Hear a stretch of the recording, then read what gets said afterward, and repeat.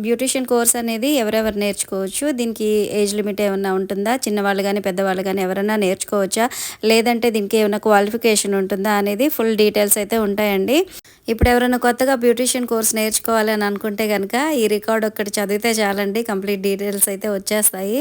అంత డీటెయిల్డ్‌గా చెప్పారండి ప్రతి టాపిక్ కూడాను. ఒక్కసారి చదువుకుంటే మళ్ళీ మనకి పార్లర్ పెట్టుకోవాలనుకున్నా, లేదు కోర్స్ నేర్చుకోవాలనుకున్నా కూడా ఫుల్ డీటెయిల్స్ అయితే ఇందులో వచ్చేస్తాయి. సో, ఇక్కడ ఏంటంటే నేను ఫస్ట్ చెప్పాను కదా! ఈ రికార్డ్ చేయడానికి చాలా కష్టపడ్డాను అనేసి. అదేంటంటే ఇక్కడ ఒక్కొక్క టాపిక్ ఇస్తారు కదండీ మనకి. అంటే హెయిర్ కేర్ గురించి, అలాగే స్కిన్ గురించి అలా ఇచ్చినప్పుడు మనకి ఏ టాపిక్ అయితే ఇచ్చారో ఆ టాపిక్‌కి సంబంధించిన ఇలాగా పిక్చర్స్ అయితే కలెక్ట్ చేయాలండి.